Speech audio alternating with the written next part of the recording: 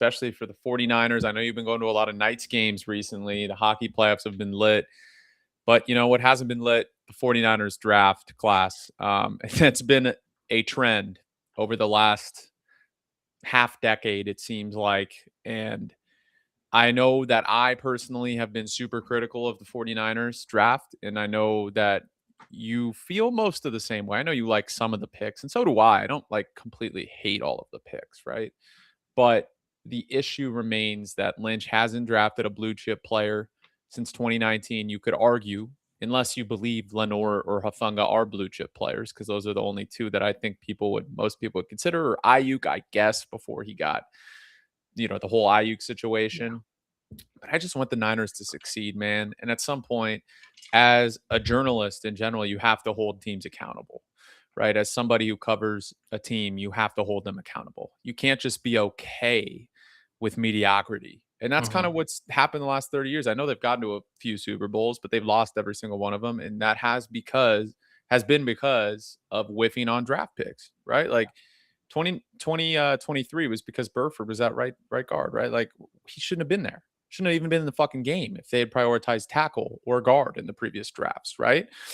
And you go down the list, Seattle just completely bold. It was 41 to 6, right? So I'm not going to go on here and be like, oh, they would have done great if I'm going to take that out. Philly was just, happened. Brock Purdy got injured, but the previous Chiefs Super Bowl, I feel like was their worst team, and they still should have won that game. So I don't know. I want them to win. I'm pretty critical. I want to hear your thoughts entirely on the draft class, what they can do moving forward. We'll get to all of that stuff, but it's gonna be super fun, man. So let's get into it. How are you today, Nick? Though now that you have a I'm week good. to process I'm good. It's everything. Friday. Got off work for the week. I have some pretty sick plans for today and tomorrow, so it's good. It's good. Can't complain. Knights play tonight. I'm stoked.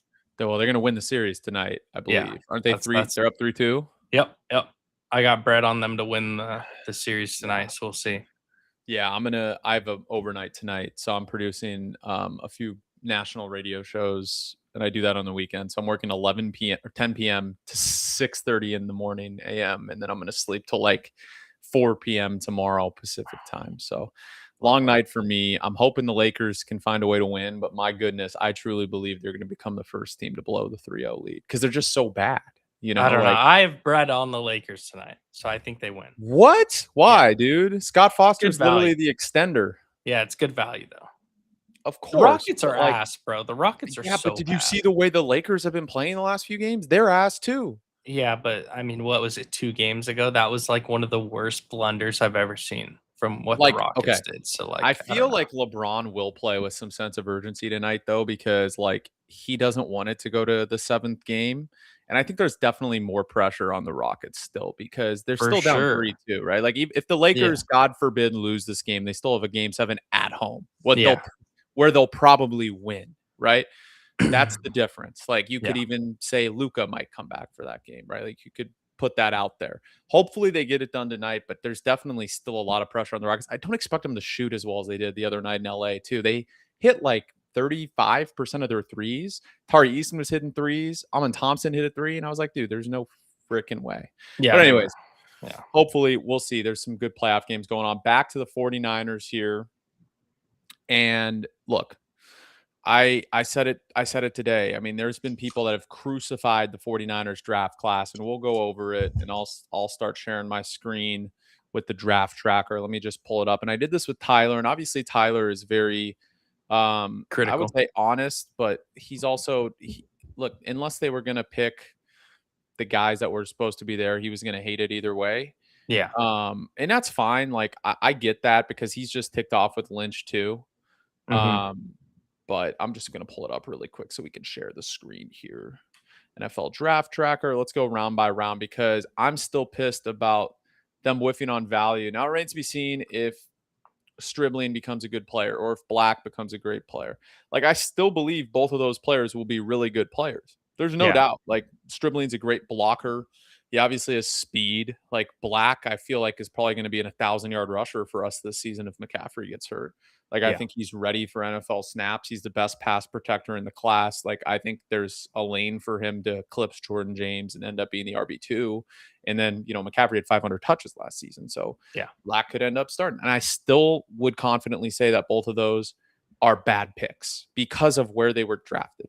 I think that's what we need to disassociate in terms of just the talk and the just when people discuss this online, right? They're like, "Oh, Stribling." Now there's some like propaganda of Stribling turning into Jerry fucking Rice that people are putting out there. And it's like crazy because it's one of these things where it's like he's probably going to be a good player. And let's say he becomes an 1,000-yard receiver. He was still drafted 20 picks too high because you could have got him, at least 10 to 15 picks later. And that's my argument on it, right, Nick? Like, what are your thoughts there? Because I don't hate the player. I hate where they drafted him. And it seems like that's been a trend for years and years and years. Yeah. Same thing with Alfred Collins last year. Liked Yeah. Alfred Collins, but like they didn't need to take him in round 2, right? Like Kalen Black, love Kalen Black. So do you, right? We Yeah. watched a ton of Yeah. Indiana and his tape. Like I had him as a top 5 running back in this class. Like I think he's going to be an excellent NFL player. You still could have had him 2 rounds later. I think that's where the frustration for most Niner fans becomes prevalent, right? Yeah. I think I mean when the draft was happening, I was like definitely upset at the situation. And I definitely like was thinking the same thing. Like, wow, these players went way earlier than they should have. Um, However, the more I kind of step back from it, and I do understand the frustration because Lynch has done this and Kyle has done this where they've reached on so many different picks over the years. But as I step back and look at the draft, I I'm honestly not as upset as I was. Like I understand the reaches and I understand where we're taking them way earlier than consensus, but at the same time, I mean, I feel like you know this as well as I do. Like this draft was kind of a crapshoot. Like this draft was shit. Like it Yeah. really was. It wasn't like outside of, 1 through I'd give it 20, like where Mackay went. Like outside of those picks, is it really like you're gonna get a blue chip guy that you're like, yeah, this guy's a for sure, pro bowler in his future and he's gonna be an absolute stud and can contribute day one guaranteed. Like I know there was Emmanuel McNeil Warren. We all wanted him, like a lot of us, and Of I course. liked him. He Anybody who was knows high on my ball. board. Yeah, he was high on my board too, and that's a guy who could have been, a day one starter for us and could have helped in a lot of different instances. And I especially with Raheem and how he, kind of predicates his defense on turnovers and Atlanta had so many turnovers last year and like that wasn't necessarily a good defense whatsoever. So I do think that's where I would have liked to see them go. But outside of that, it's like I can't like I understand the reach once again, but at the same time, this draft was so bad and it was so like up in the air to where people were going that I don't think that we can necessarily call everything such a bad reach because it's like it really was like after the first 20 picks, like I said, it really is like beauty is in the eye of the beholder, like it was kind of wherever you wanted to go. And I could understand why people are frustrated with it not going EMW or who was the other guy that we're but I mean Boston. Like I wanted Boston as well. So there was guys like that, but I mean I loved Stribling in college. I think Stribling's going to be a great player. He was one of my favorite receivers. I honestly didn't even like his name skipped over me when it was coming to like draft prep and that stuff. Like I didn't honestly think he was coming out this year. I thought he was next year. But Yeah. I like Stribling a lot. I think he's going to be good. Romello Height, I like. I'm worried about his like how they drafted him because I think they draft him to be like a just that speed rusher like a Bryce Huff. Whereas when we were talking about in our draft prep, I think he could be used in multiple different ways because he does have that slimmer type body, and I think you could, disguise blitzes and have him drop into flats and drop into coverage and play that kind of role in Raheem Moore's defense. Where I hope they use him that way, and if they don't, I think it's going to be a little bit of a miss on their part. Uh, Yeah. As far as Black goes, I mean, we were high on Black. I love Black. I think Black's going to be an absolute stud, and he's one of those guys that's like a Jordan Mason type, where he's just going to run until his head literally falls off. Like that guy runs so hard, and I think he reads defenses really well. He's not afraid of contact. And like you said with pass blocking, like that's going to be huge for us. Like if they're not going to prioritize the offensive line when it comes to pass sets, and like when Kyle loves to do the 5-step drop out of under center, like that pisses me off more than ever. So if you're going to have Black be in the backfield and at least block for Brock so he doesn't get his head taken off, that's going to be awesome. Yeah. Outside of that, though, those 3 picks, I really would love. I mean, I said this in our group chat. Like, I would have rather had 3 to 4 players in the second and third round than have these guys that we're taking in the 4th round, where it's like, what are like Carver Willis? Like, what are we seriously talking about? You know what I mean? Like, Yeah. that was something I didn't understand, and I would have loved to see them trade picks and get back up into the second and third round and take some guy with good value. Like that's what I would have loved to see. And that's kind of my only knock on their draft. Because outside of that, I think the reaching thing is kind of overplayed with this draft specifically. And I understand it because they've done it in the past, but with this one specifically, like this draft was really just there wasn't like a consensus, like Yeah. that I trust, I should say. And I get your point. Like, I really do. And I'm not saying I disagree with it. Like, I like the Stribling as a player, right? Yeah. I think where most 49er fans are frustrated and where I'm frustrated is you had chances to get positions of need and actual stars at the position. Because even though this was a draft where it wasn't that good and it was a crapshoot, right? Like, we know next year's draft is generational compared to this year's draft, right? Yeah. But there were also blue chip players that fell, like Emmanuel McNeil Warren, like Jermod McCoy. And I get wanting to stay away from Jermod McCoy. I'm not saying they should have drafted Jermod McCoy, but like Denzel Boston. I get why they didn't take Boston though. Like, that's not even who I wanted with that pick. Now, the more I think about it, like I really would have loved Casey Concepcion there, or I mean, I would have traded back and still tried to get EMW, but if you had to take EMW there, who ended up going to 58, it's still a steal at 33. Like, that's the type of player he is. What I'm pissed about is like safety is arguably their biggest need. And I get it. Emmanuel McNeil Warren can be seen more as a strong safety, but I feel like he could play free safety. And I know Prysock might end up playing free safety. And I get that. Like, Prysock has some tools and some traits, and I don't dislike him. Yeah. But like when you have a blue chip player, I guess blue chip's the wrong word since he's from Toledo, but in just terms of the draft process, like a clear top 30 guy on most people's boards. And I know consensus has been thrown around, even most NFL teams' boards, he's probably top 40. They just didn't need a safety. Like, there weren't a lot of teams that needed a safety in this draft. The Niners were one of them, and they still didn't get it. Yeah. So the issue I have with that is you should have taken a position of need and safety at worst, or edge there. I would have been cool with Zion Young. You know my thoughts. Like, you'd have to be dumb as shit to not like Zion Young. Like, his tape is unreal. He had an 82 plus PFF grade against the run and against as a pass rusher. And the only reason why they didn't take him is because they're scared of the Alden Smith, Missouri stuff, and he got a DUI. Yeah. Okay.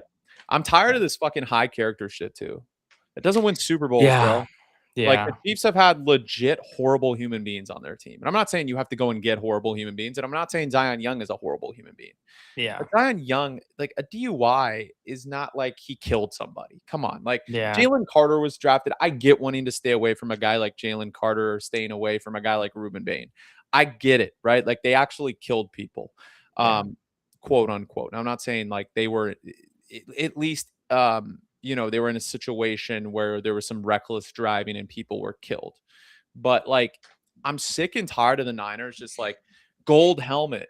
What is this, fucking little league, dude? Like, I'm trying to win games. I don't give a fuck what you're doing off the how. Like, yeah, John Lynch is a good person. He also sucks at his fucking job. Like, so he deserves to be fired just because I'm a really nice guy.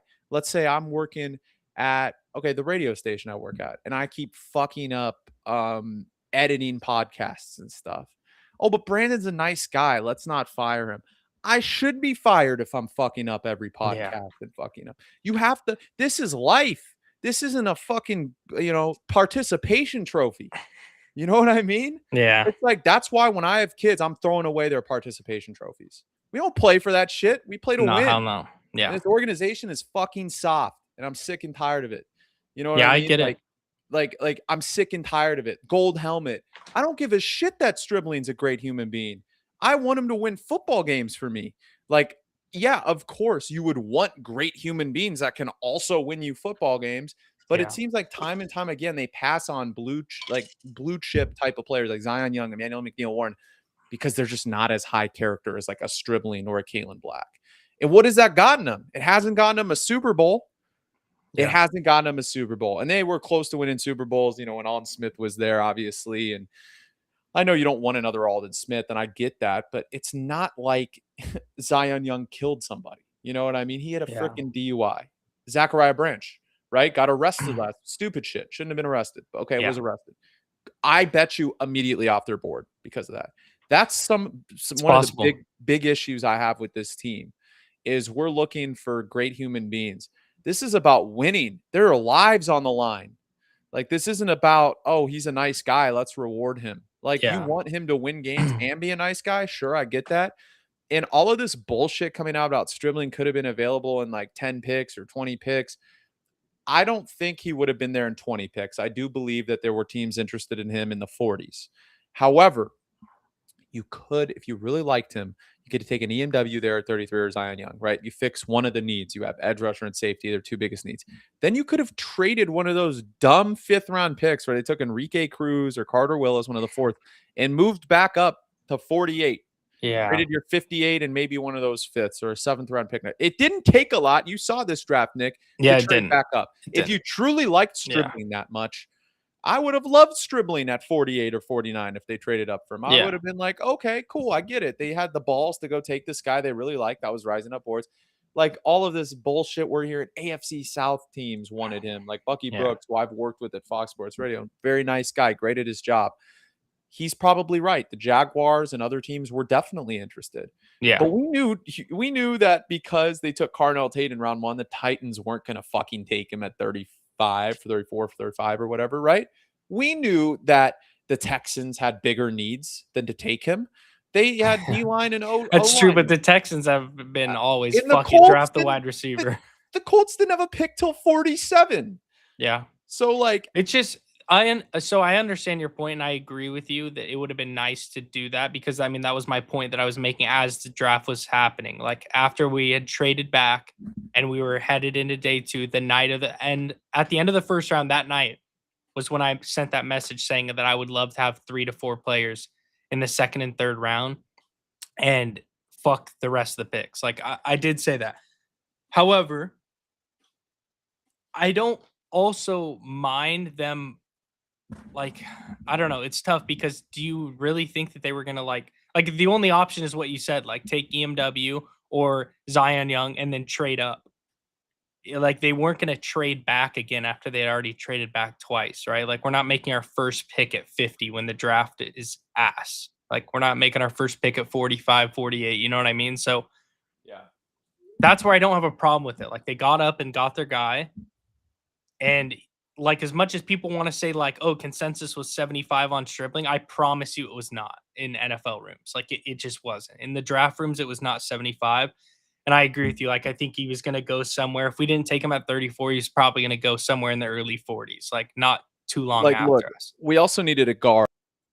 Yeah, right? Basantis went right after us. I agree. TJ Parker would have been a good pick too. Parker would have been a good pick. Shit, Cade McDonald would have been a good pick. Now I know they got Houghton, and I like Houghton almost as much as McDonald, which is more of a hotter take. That was their best pick of the draft, and we'll get to him. But like, look at the ballers on the board. Like, I get you and I both liked Boston, but for their team specifically, I don't know if Boston would make a lot of sense considering how the rest of the draft played out, because they wouldn't have had a fast receiver if they didn't draft Stribling. So I get wanting to get the fast receiver, but like.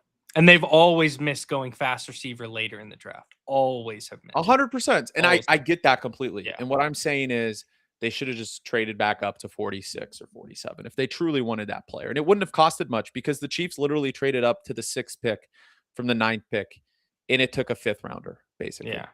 Yeah. No, I agree with you on that. I'm on board with that. Like That's my only critical they spot. have a problem assessing value. And I get boards are different and their board it might turn out that Black and Stribling end up being top 30 players from this draft. Yeah. There's still an issue with how they're scouting. Yeah. Like, how is it that Howie Roseman knows how to assess value so much better than them? Like, he saw a top 5 player in the draft in my mind, and probably a top 10 player in his mind on most people boards, in Mekhi Lemon fall to 20, and he's like, "Look, we have to trade up." Yeah. That's the type of GM I want. Like, I don't want, and you saw Kyle admitting to the reach on the Rich Eisen show, and I commend Kyle for doing that. I'm not as anti Kyle as Tyler and Grant. I actually like Kyle. I want him to stay as a head coach for a long time, but there is a problem with reaching on players and how they're going about the scouting stuff. Trust the scouts. Yeah. I Like, just think they fall in love. Like, I mean, Kyle said, like, he doesn't watch film until like late February, right? So he has a month to cram in film. Like, me and you are watching more film than that. I mean, I've already started watching film on the 27 class, Yeah, like yeah. And I mean, a lot of us have watched, like, we watch college football religiously. So it's like yeah. we know most of these And players I get it. already. I get it. Like, Kyle shouldn't be watching film from college players. Like, Yeah. everyone Yeah. like, "Oh, that he should be Yeah. watching." Like, shut the fuck up. They're trying to win a Yeah. Super Bowl. I don't want him watching film of college players. I want him watching film of the The teams we're about to problem is play. though, is they fall in love with like for example, right? Kyle in that interview, he said that the scouts will send him highlight tapes of players that they're like, kind of buying in on, right? Or fighting for. And Yeah. he'll watch that. And if it doesn't blow his mind, he tosses it to the side, which I get. Like if a player can't blow your mind on a highlight film, he's not the guy, right? But I'm with you. after that, he said that he watches the highlight tape and then he dives into more. It's like it's very easy for this goes for a lot of fans too. This is like a very most fans when it comes to the draft are very casual because it takes a lot of time and effort to actually watch film. Like most fans will just hop in, watch the highlights, and they'll see a guy, and it's very easy to fall in love with the guy watching his highlights because you're seeing his best plays. Like you're seeing the top end of what that player can provide to you at the college level. And you're hoping that he can obviously produce that at the NFL level. But it's easy to fall in love with a guy watching his college highlights because college is so fast paced that you see plays and you're like, it's easy to wow, you know?